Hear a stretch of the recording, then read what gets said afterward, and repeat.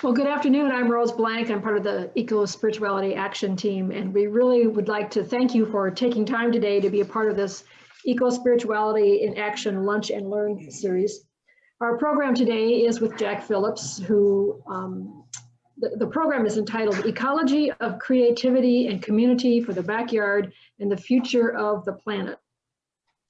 FSPA acknowledges that St. Rose Convent occupies the unceded ancestral and traditional land of the Sac and Meskwaki, the Ochithi, Sakowin, and the Ho-Chunk peoples. We understand that our organization and our city were founded upon the exclusions and erasures of many indigenous peoples, and we vow to work towards dismantling the ongoing legacies of settler colonialism. But we realize that saying this only has meaning when coupled with the development of authentic relationships and sustained action.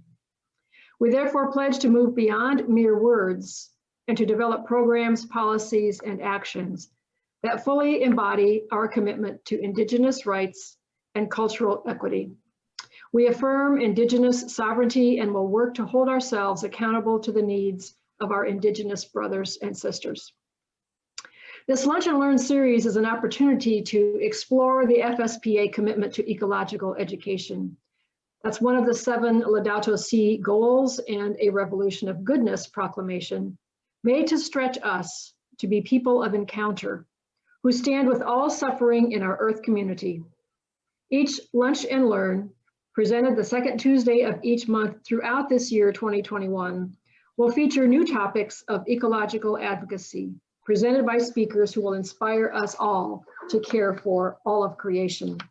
I turn it over now to Tim Sullivan, who will do some housekeeping and introduce our speaker.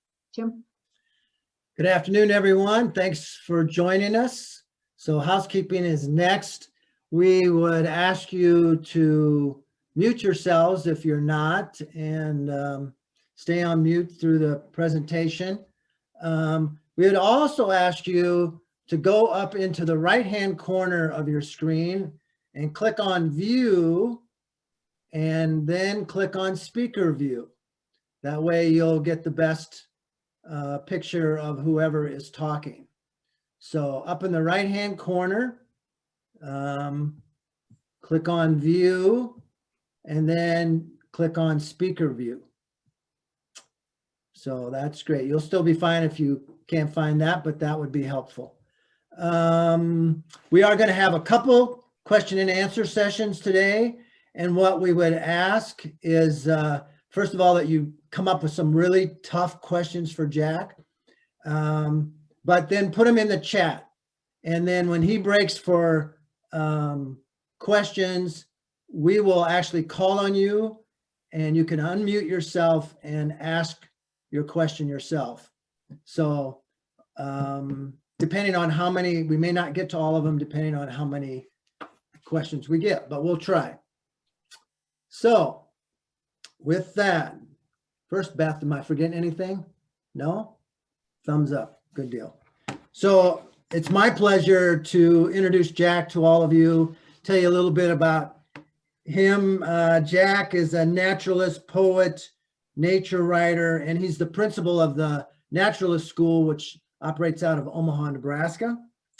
And Jack's had the opportunity to work and teach in a variety of ecosystems, including the Canadian prairie in New England, and the Tongass forest in Alaska, and in our own backyard, the Luss Hills of Western Iowa.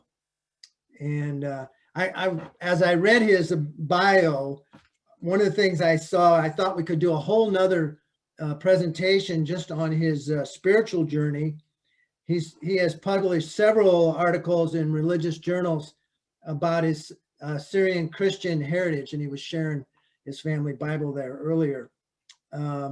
Jack's also published several books in the realm of ecology, including the Burr Oak Manifesto, which I have read and thoroughly enjoyed.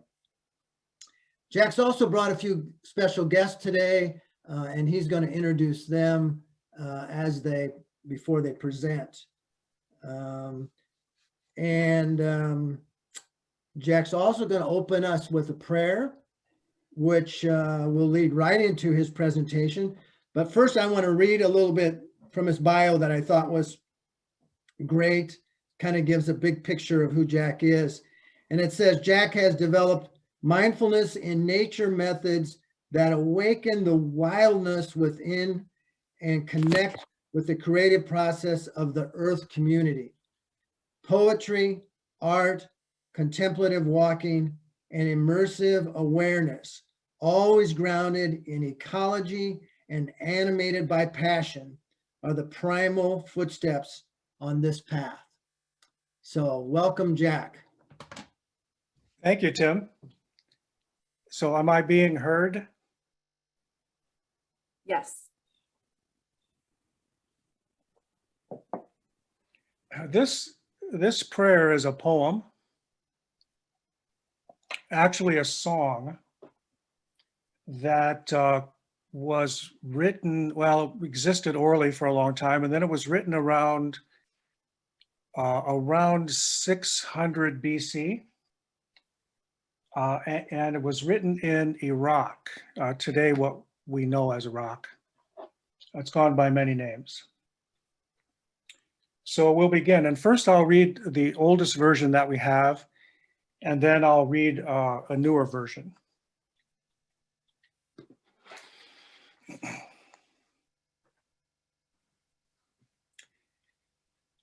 Bereshit bara Elohim et hashemayim va'et haaretz. Va'haaretz hayata tohu v'bohu. V'hoshek al penei tohom.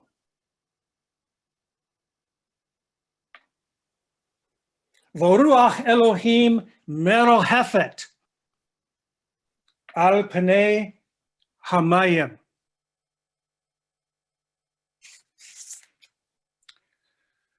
When God began to create the sky and the earth,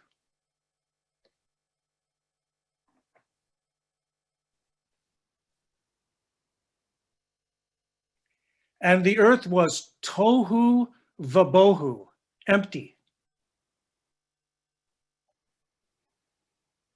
Vahoshek al penei, and darkness was on the face of Tohom. And the wind of God hovered on the face of the waters.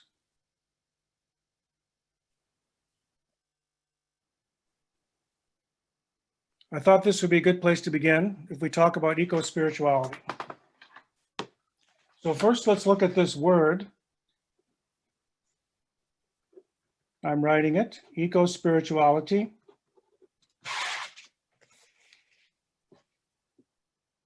Eco-spirituality.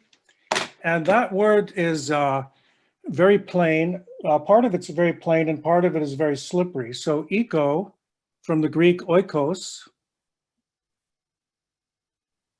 means house. That's just what it means, house. Spirituality is a tougher word,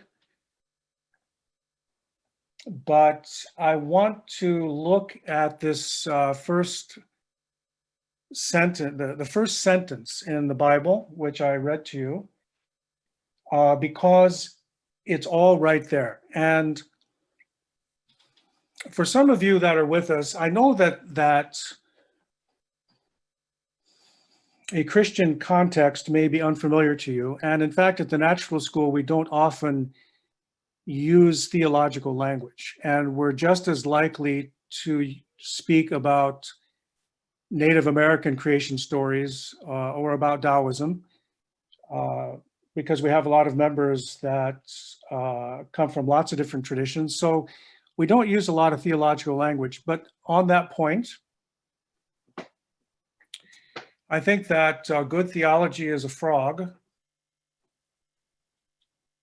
Probably a Blanchard's cricket frog would be the one I would choose. Because when you approach a Blanchard's cricket frog that's near a stream or a pond, they bounce around. They're bouncing, and lots of touches here and there. And then when they finally go into the water,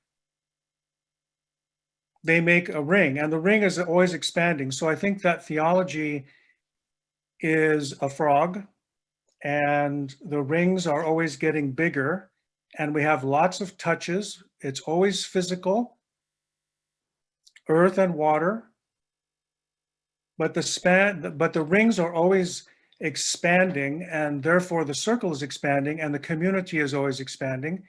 And if our theological language excludes anyone, then I think that we need to rethink that. That's just me. But at the natural school, we would rather speak of eco-creativity, because spirituality can mean so many things to different people. But let's look at what it means in the Hebrew creation story, one of the many creation stories in the Bible. And I'm not just making this up. I'm going to speak from the plain meaning of the text, as well as from the very earliest rabbinical commentaries. Frankly, I think that if we're going to look at the Hebrew scriptures, we should pay attention to how the Hebrew community reads them. Nonetheless, here we go. So eco-spirituality, the Greek word for house is oikos, eco. But we're in luck, because the very first letter of the Bible, see it right here. Let me get my finger on the right spot. Right there is the letter Beit. Beit means house. It starts with the house. And in fact, Hebrew is a pictographic language, at least the alphabet. So the very oldest form of that letter looks like this. See, it's a little house with a window in it. But you know, people that speak English always have to do better. So somebody added another story onto the house to make the letter B. Or if you look at the first letter of the Hebrew alphabet, looks like this. And the old form looks like this. And it's Aleph, which means ox or a big cow. And all you have to do is turn it upside down, and there we get the letter A. See? Just so alphabet means, you know, from the Hebrew Aleph, Beit, ox, house. So it begins with the house. The other interesting thing about this is Bereshit is not a noun, so you cannot translate this as in the beginning. It's a causative verb. So the best way I think to translate this, and this is the person who really argued this case was the medieval Rabbi Rashi. And it's his translation that generally is what is used in most translations today, especially in the Jewish community, but in some Christian Bibles as well.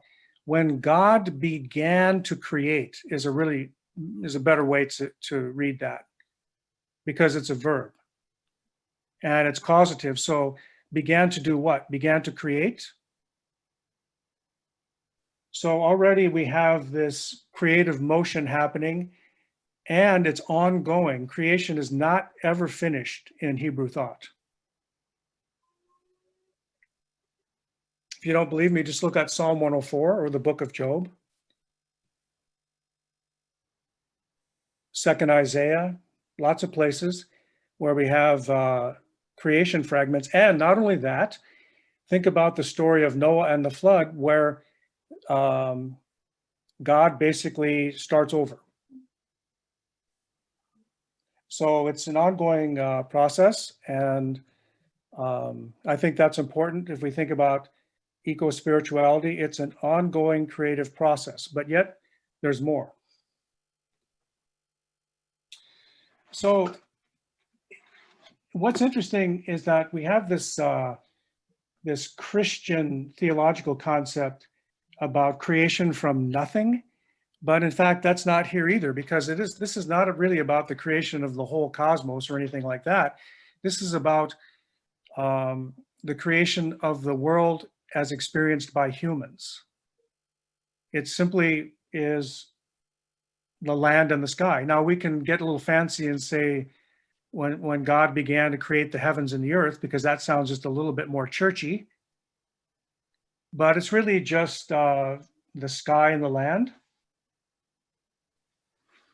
And there's darkness and so forth. And then there's the deep, the Hoshek al Panai Tohom.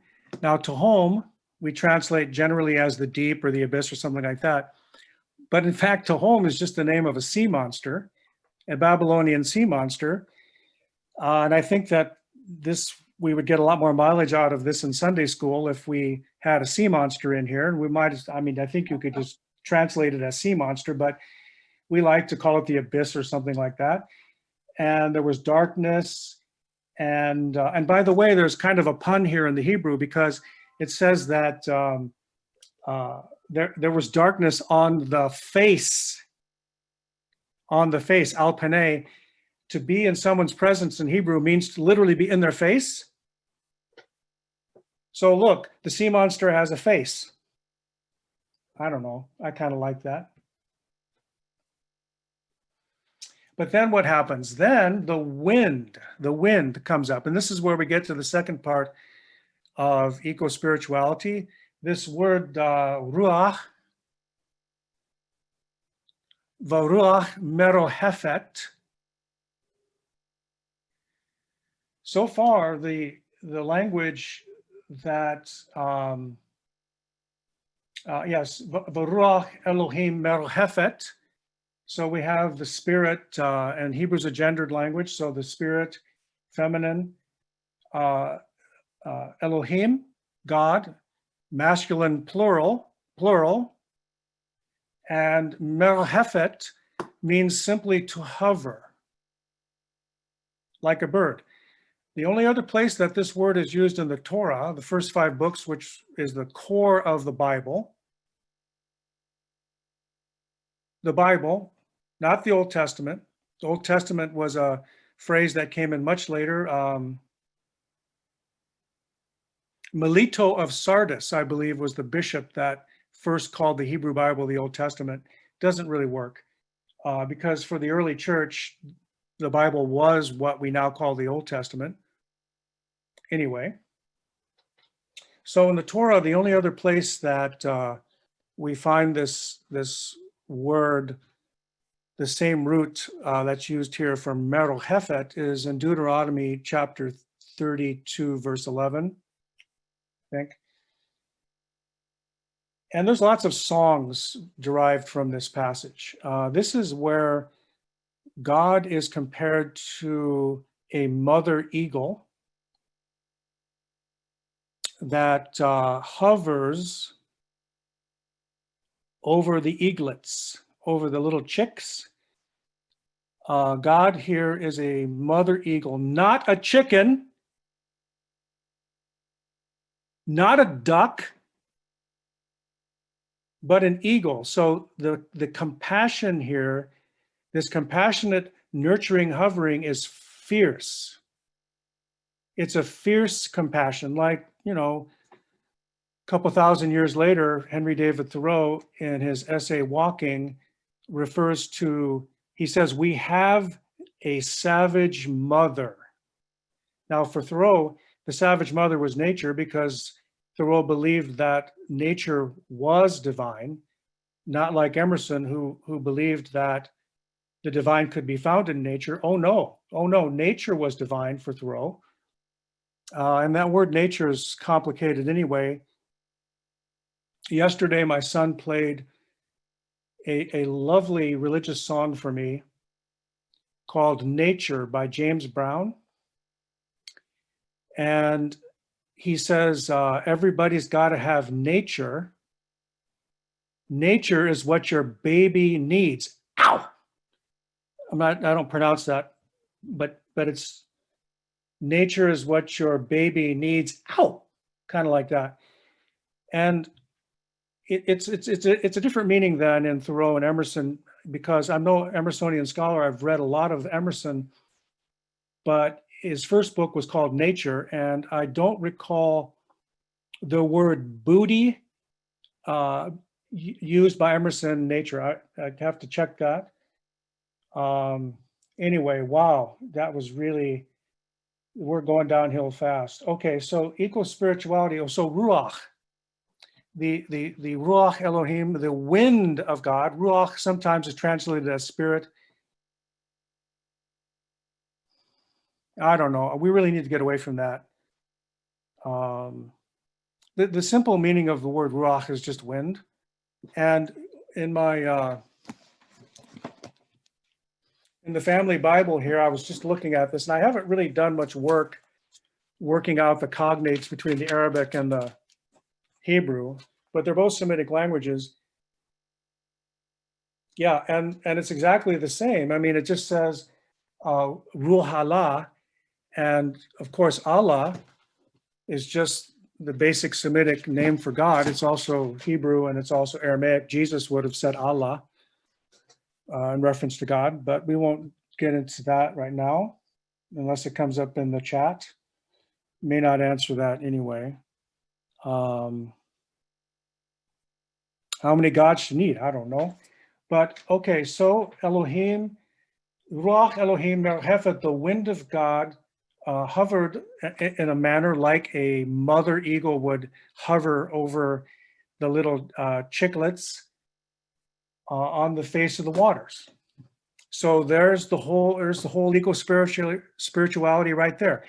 That is the definition of eco-spirituality. If you're going to look at the oldest texts that we have at the very beginning in the Hebrew, eco-spirituality is just simply the fiercely creative and compassionate force that animates the house, the earth house, the earth community, all the creatures. This is a curious thing. When we speak of eco-spirituality, and again, I don't do a lot of reading with authors that use that term. I used to when I was teaching, and I would have my students read Thomas Berry, actually. Sister Lucy, I think you mentioned Thomas Berry in one of the earlier presentations. But if we're talking about the compassionate, fiercely compassionate and creative care of the earth community,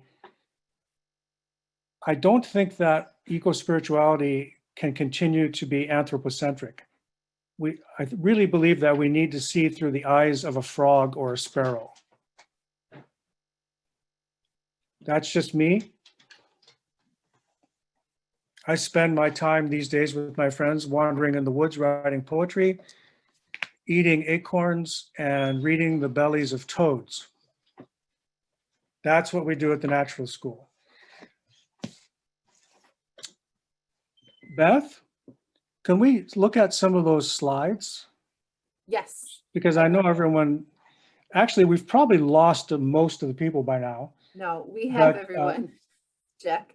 Oh, but we'll count at the end to see. You know, I was once on the program at a conference giving keynote with, and one of my professors was on the program also. And after my presentation, he said, you know, Jack, that was pretty good. You went a full 10 minutes without alienating your audience. And I think that's my personal best. So here's this cricket frog that I spoke of. I hope everyone can see this cricket frog. This photo, by the way, was taken by one of our members, Robert Smith, with his phone. I think that he's mastered the use of the cell phone camera. He has a phone that has a camera in it. See, this is mine. I don't even, there is a camera in there. I don't know how to use it, but he has a really good, anyway, here's the frog and you see the circles and I think it's a lovely photo. So now I'm going to go like this, Beth, see, watch, see? Okay. And notice in his photo here, these are the flowers. I'm sorry, my dog is, hi, Mosey. These are the flowers of a male bur oak, the male flowers on a bur oak. Oaks have both male and female flowers. But look in the little droplet of water, you can see the reflection of the whole tree. That's because the entire cosmos is found in every drop of water. Everybody knows that. Okay, Beth, watch. Jack, we're at 12:32, just so you know. Okay. Well, then let's just go. We're going to go. So now I'm advancing the photos. Here's another nice one. Here we go. Flame tiger snail. A little bit, there's a frog hiding under there. Cope's gray tree frog. And then here we're going again. These are actual wild poets. I had to sneak up on them. They're very skittish. And they kind of dwell in those woods on the other side of the pond, but this is early in the morning and they were coming down to water at the pond. And Beth, do we have, has Chelsea come in yet? Okay, so we're going to take a couple of questions and then we're going to jump right to Chelsea. An actual wild poet that is not in captivity, but she's joining us today. Maybe. So while I'm getting Chelsea on, if you do have questions right now, I might need to reconfigure the chat. If you want to just type the questions directly to the co-host or myself, we'll make sure to call on you. We've got Chelsea here. Okay, well, if we're not ready for questions, let's go right to Chelsea. Hi. There you are. Hey, Chelsea. Hi. How are you? Good. Can everybody hear me? Yes. Yes. Right. I'm going to introduce Chelsea. Please. It's very hard. It's very hard to introduce Chelsea because what do you say and where do you start? But okay, I can say that Chelsea is a writer, a therapist, dancer, musician. She runs a nonprofit called the Big Feels Lab, which is for collective mental health. You have a book coming out here pretty soon, a book about ritualizing grief. Is that right? Okay. Basically. And Chelsea is the lead singer for the punk rock band Vital Organs. We are not really a band anymore, but I appreciate that. But you are still a vital organ. I have a couple left, yeah.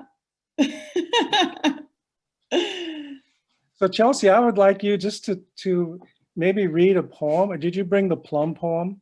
I have it here. But just do what you want to do. But I think that that's really I love that poem. Sure.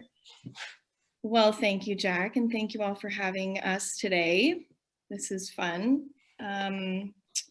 Where to start? Yeah, so I'll just read this poem first. This is a poem that was written after spending a day with the naturalist school at Pahuk, which I could try to explain, but I feel that Jack would do a better job of explaining that, the origin of that location and its significance. This poem is called What Comes of a God. There is a God inside everything that knows it exists. Fruit ripens from the center and is sweetest near the pit. By the gray tree that remembers, we pick and suck on sour plums. This is as far as they'll get in this lifetime, plucked by our quieting fingers, not yet numb from the rain. We press out their juices by force. We nurse at their orb of red knowledge, a sunset confessing its core. What comes of a God that's forgotten? What prayer more ancient than more? So that was, Everybody do this. yay! Thank you so much. Yeah, Jack had shown us a tree, one of the oldest trees on the property or the location. And I think, you know, you told us some stories that day, Jack, about what that tree had lived through. You know, what events that we consider major human events had taken place while that tree remained in that space and continued existing. And I think a lot about divinity from kind of just a open-ended framework. I did not grow up with a strong religious tradition, but have found a lot of my spiritual connection through time in nature. And for me, time in nature is about being embodied. So I work in psychology, I work in mental health. And what I find is that so much of mental illness and mental health struggle that we experience has to do with a lack of sense of being in our bodies, or not feeling like we belong in our bodies, or feeling that our bodies can't be trusted. And so reclaiming a sense of the body being divine and being a source of wisdom has led me into nature, because for me, the earth is the larger body. It is the body we come from and that we return to. So, and I'm not really interested in understanding the earth from a scientific or clinical perspective, just as I'm not interested in understanding my body from a scientific perspective. I want to experience my body. I want to feel a sense of encounter with my body. And so thinking about this tree as a body, which it is, you know, we see it and we think maybe it's like stagnant, nothing's happening because its movements are not visible to us. But thinking about its memory and what it knows that could never be translated into the same language I'm speaking, but somehow I'm sensing it and we're having a relationship. That was what I was kind of contemplating when I was writing this. And, you know, the plums, fruit is really interesting to me. I think of fruit as such an obvious expression of the desire to live, right? Like the whole body is giving that message, but really all bodies are an expression of desire to live. So yeah, I spend a lot of time just sitting and experiencing those relationships when we're at the naturalist school. I'm kind of the person who doesn't actually want to hike. I just want to lay down and be in conversation with the earth. So very grateful to have a community to do that with. It's a lot weirder to go out into the woods by yourself and lay down. It's really nice to have poets to do this with. And yeah, I mean, I could talk about all sorts of things with the creativity, the process of creativity as well, and how that brings me into a state of receptivity and openness, but I don't know how much time we have, so. So maybe I'll jump in and give a time update. Okay. Okay. What time is it? Who's got to watch? Here it is. It is 11:40. So you, Jack, you got another 15 minutes, basically. Okay. So, Well, however you want to proceed. okay, Chelsea, Mm-hmm. thank you so much. You know, that's really true. I don't see you walking very much in the woods. You're either laying down or dancing. Pretty much. Yeah, that's, but normally dancing in the rain, you know, that Mm. seems to be your jam. My favorite. So, okay. Well, I want to jump over to Billy. And Billy. yeah, and let me just say about Billy. So just very quickly, The other day, I was giving a pruning workshop. And by the way, if you think you need to prune your tree, don't. That's my whole workshop. But there were a few limbs that we needed to take off because otherwise the people that mow the grass were going to cut them. And it was in a park. And in the distance, I noticed that someone had brought along their teenage daughter, and it was Billy. So Billy's always the one that gets to the top of the bluff first. I always think it's my last climb, and she's already up there halfway through the yoga routine. And by the way, she's redefined the whole concept of cookie with her legendary ginger snaps. So do we have Billy? Is Billy somewhere? I don't see her. Lily's right here. She's ready to go. I'm right here. Oh, hi, Billy. Hi. Yeah, so Billy is a educator and a counselor. These days, mostly a yogi and naturalist and poet, and does amazing watercolors and makes these just absolutely crazy cosmic scarves that I don't understand how you make those. But anyway, everything she does is creative and it's pretty wild. She's a really wild woman, just let me tell you. So, okay, Billy, do you have a couple poems for us? Thanks, Jack. You know, I do. And just listening to Chelsea, I decided this is the one I have to read first, because this was on a cold, cold December day. And we built a fire in the lodge. Chelsea was wrapped up in a blanket. All I could see, I did a little sketch of her, and all I could see was just kind of her nose sticking out. She was leaned up against, her back was leaned up against Robert. Yeah. We were all just remember the day. Yes. And talking about the connections that people had, you know, just the bodily connections, just the power of touch and being with people that we trusted. And this is the poem that came out of that day after we had done a walk in the woods. I'm taking my tonic, one snowflake at a time, melting deliciousness on the tongue. One perfect leaf a day, the sway of a branch outside the window. Wildness, I'm reaching for your cure. This melody of winter chills the bones, but warms the heart. It's a neat day. And Chelsea also talked about the tree that we go to at Wabanzi. And this is a tree, you kind of have to know where it is because it's not an easy hike up there. But it's, a lot of people call her our grandmother Chinkapin.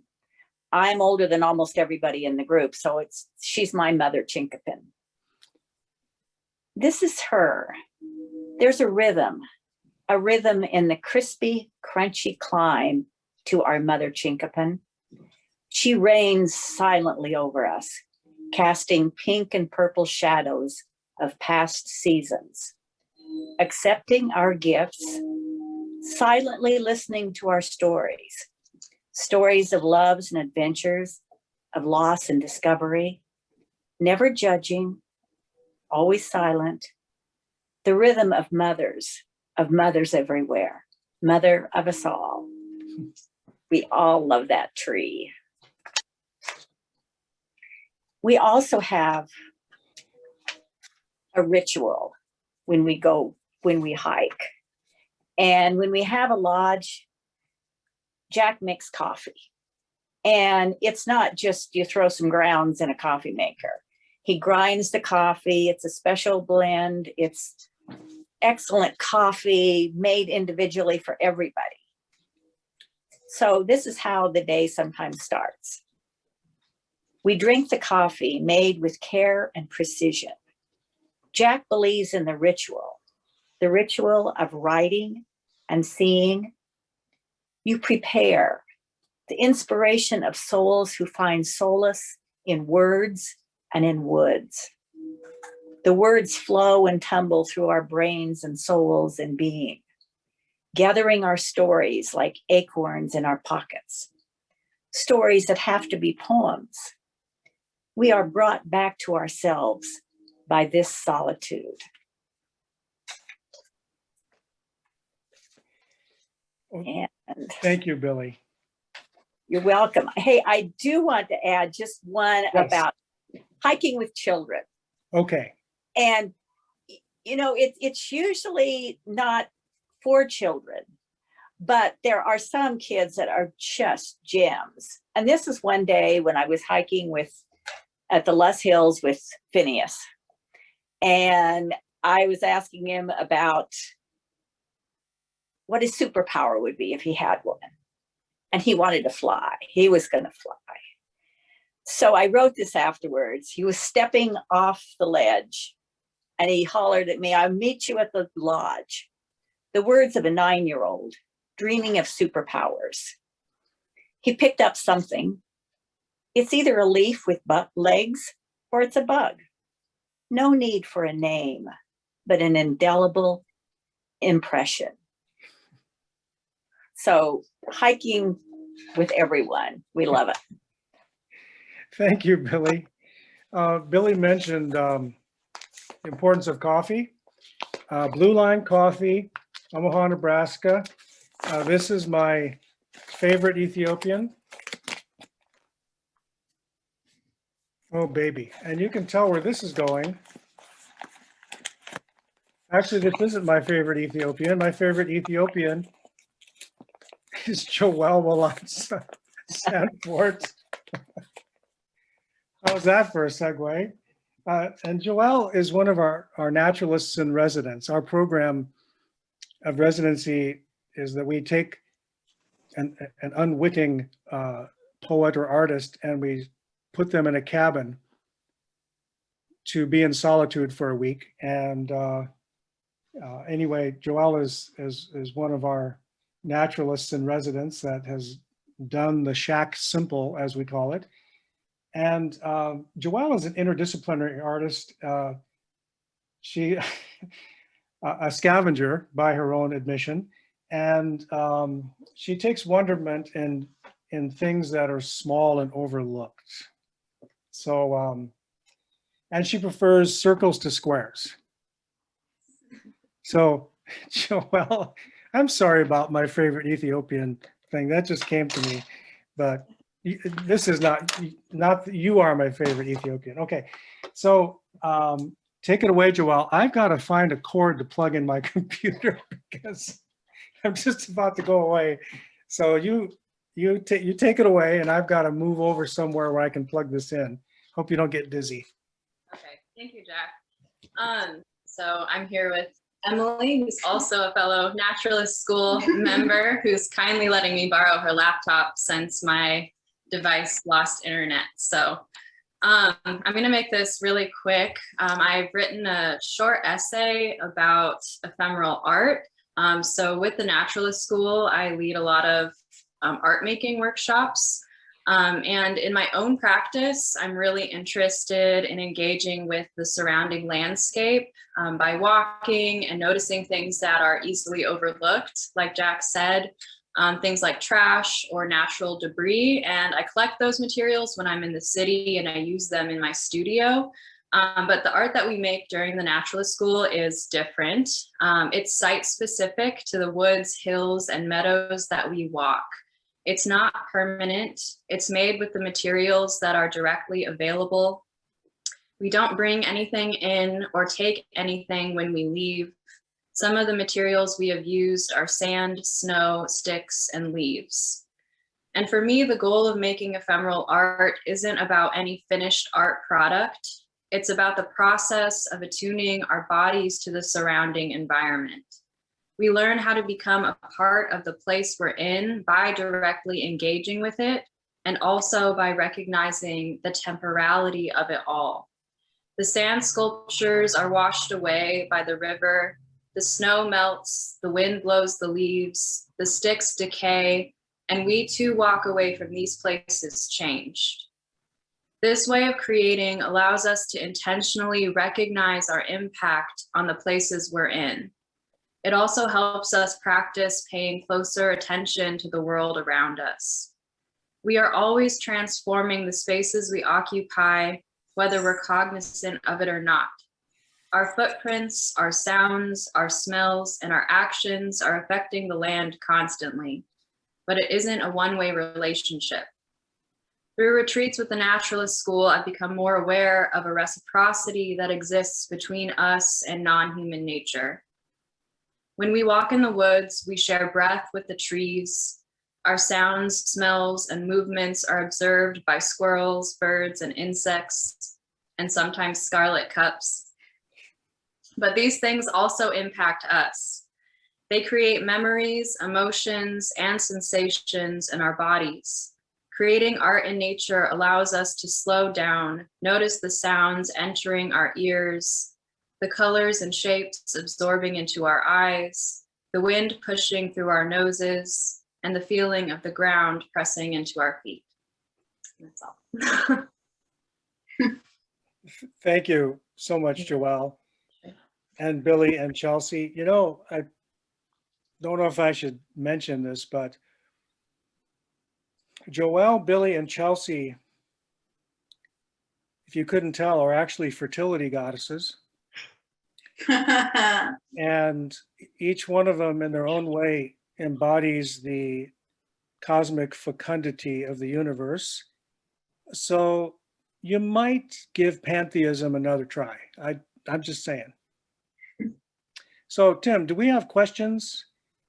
Or is everybody gone at this point? No, we still have most people left. There are no questions though, because this is, you know, I've been trying to come up with one myself, and this is, you know, different No material. questions. No, no, Well, and you're down to about 5 minutes, less than Okay. 5 minutes. So you'll, whatever else you want to cover, go ahead and go. Well, for but it. didn't you want to talk about backyard things and Yeah, it was, I was interested in your work with, and your perspective on individuals' impact on, you know, like the fact that they can, one thing that we can impact personally is the little space that we live in. So if you have something to share Oh, on that, I'd be boy, do curious. I have a lot to say about that.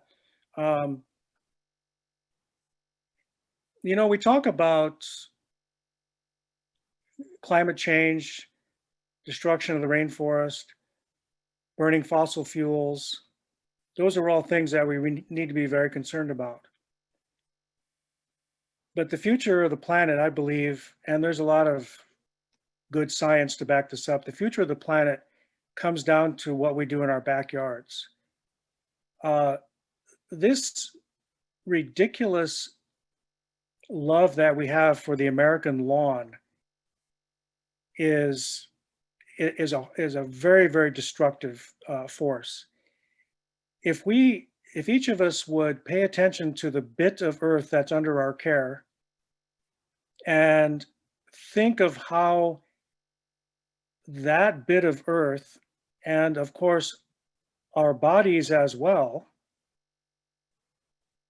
and as I said earlier on, you know, we're talking about the creative energy that animates the earth community. That's what for me, we're talking about when we talk about eco-spirituality. What you do with that bit of earth under your care is an act of faith. And so each of us needs to ask the question about what our relationship is with that bit of earth under our care. And are we acting in a way that is nurturing to the planet? Or are we hastening the destruction of the planet? Unfortunately, I think most people honestly would have to choose the latter, that we're actually, you know, just because it's green doesn't mean it's green. So I think that it comes down to really thinking about that. And the best place to think about that is find a natural woods or a prairie, or walk along a river that hasn't been channelized, and get a feel for the rhythms of the cosmos, and do that often enough so that you begin to hear those rhythms in your own body, in your own soul, in you. And then what you do from there on the task is to act in that creative energy, to act in that rhythm. That's what I think. I think that's the basis for all of it, Tim, frankly. So, do you actually work with folks to try to get them to create something that's not destructive on their little piece of property? Is that right? Yeah, we do a lot of that. We do some workshops about that, but I don't really like workshops because it's, we need to have the conversation standing in the place that we're talking about. So we do a lot of working with homeowners through our network of members and trying to show them how to encourage natural fertility and natural rhythm, and to get away from the things that they're just going to buy at Walmart to dump on their grass. Don't buy your trees at Walmart, by the way.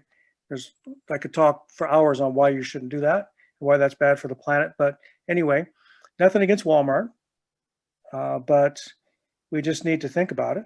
So yes, we work with people. We do a lot of land management consultation, biotic surveys. That's what generates revenue for us. But we really want people to learn about this by coming with us to saunter in the woods, which is sauntering is contemplative walking. Great, thank you. I think since this group is all over the place, maybe we can talk a little bit more about resources if they want to explore that topic a little more. In terms of, well, one good place to start in terms of books, if you're talking specifically about that issue, then there's a couple of really great books by Douglas Tallamy. And if I can unplug my computer and not lose you, I've been charging it. Well, hey, Jack, we're going to post a recording of this, and we can put those resources, whatever you come up with, on the website so they can get that. Yes, that's a great idea.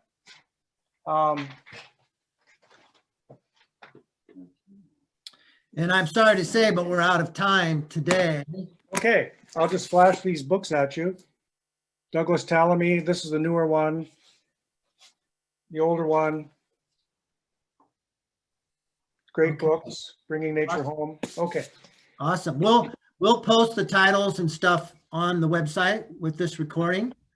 And thank you so much, Jack. And now Sandra's going to close us with a prayer. Okay.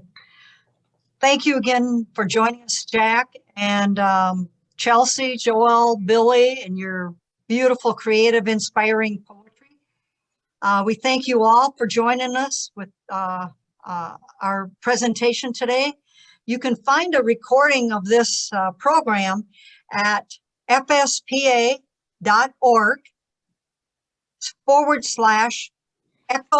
Action, one word, in the coming days ahead. Our next Eco Spirituality in Action will be the second Tuesday in April 13th. And it will be presented by Karen Stoltz, the Eco Spirituality Project Coordinator for the Franciscan Sisters of Perpetual Adoration. She will introduce us to the basics of starting a garden indoors and share what is happening in Jacoba's greenhouse gardens and orchard on FSPA land at St. Joseph's Ridge.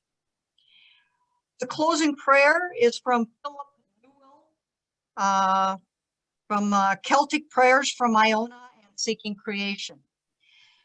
There is no plant in the ground but tells the beauty, O Christ. There is no life in the sea but proclaims your goodness. There is no bird on the wing. There is no star in the sky. There is nothing beneath the sun but is full of your blessing. Lighten my understanding of your presence all around, O Christ. Kindle my will to be caring for creation. God bless all, and thank you again for joining us.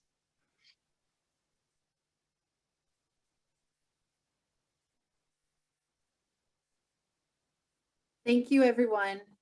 We will stay on for a few minutes if there's any additional questions for Jack. But we want to be respectful of your hour lunch. Jack, thank you very much. Well, thank you. It was really a lot of fun. It was, my first Zoom. Hey, Jack, give Wow. us, what's the name of what's the author's name again on Nature's Best House? Douglas Tallamy. Douglas Tallamy, T-A-L-A-M. Can you see it? Yeah, that's Very great. Thank you. Good to see you, Jack. This is Sister Lucy. Hi, Sister Lucy. I've met you before, and I like the work you're doing. I wish we would do more of it. Where did we meet? I can't remember when, but when I saw your face, I know I've seen you before. It's been quite a while. I used to teach at the university, and my guess is we met at the Leopold Center. Oh, yeah, maybe. I think that we would really love to come up, do a road trip and walk in your woods. I think you should. That would be fun. Yeah. We got to It would get be done with great. this. Got to get done with this plague that we have Yeah. going on here, but so we can carpool. So And I would like to know how you managed to get along without Zooming until now. That's pretty incredible. we just I don't know. So much of what we do can't really be done without Right. being barefoot in our boots, as we I say. As I know so well. I just generally avoid being near a computer, and so this is my first one, and it's kind of fun. Yeah, they have their advantage. Anyway, yeah, you're always welcome to come. Be nice to have you on our land. So take care. I'm gonna head out to another Zoom. Oh, okay. Thank you, Jack. Can you hear me? Sure. I'm Sister Nancy from Prairie Woods in Cedar Rapids, and we'd like you to do a road trip down here to Cedar Rapids too. That would be great. I loved your presentation. It was excellent. Thank you. And what's the name of your group? We are Prairie Woods in Hiawatha, Iowa. We are one of the Franciscan institutions here. Oh, yeah. That'd be great. You bet. Over by Cedar Rapids? That's right. Our place is actually an eco-spirituality center. Oh. Yeah. Sounds like I need to get next to you folks. Well, we would love to have you anytime. Okay. We'll make the road trip. We'll bring the whole crew. Thank you. Thanks again, Jack. Are there any other questions? Everyone's free to leave if you need to, but we can stay on a little bit longer because I have a feeling Jack has a lot more he could share with us, right? We'll go for maybe 5 more minutes. Well, whatever folks want to talk about. Jack, this is Sister Karen Capel. Hi, Karen. Hi. I'm at that place that has the woods and the garden up there near the villa. And I'm an artist, and I really appreciated all of the connection between, I could just image a lot of things that was in the poems, and it was just beautiful. So thank you for that. Thank you for the presentation and getting the younger people in and the older for sharing their insights. They were just uplifting. Thank you. Well, you're sure welcome. And I don't really know what it is. When I go to workshops and conferences, I'm 64, and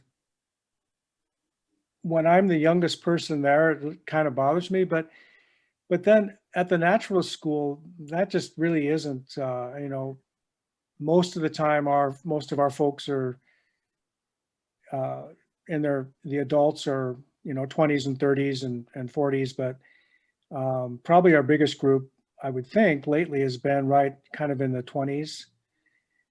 And so I'm not really sure why that is, but our local Audubon chapter, you know, the average age is just quite a bit older than the naturalist school. So I'm not really sure why that is, but I'm very grateful for it. It does concern me when I used to go speak at conferences, which I don't anymore, because it's just too hard to get everybody outside. But I was always concerned about just feeling like I was toward the younger end of it. So that is concerning to me. But apparently we're bucking that trend, and I'm very grateful for my friends. Really, really grateful for my friends.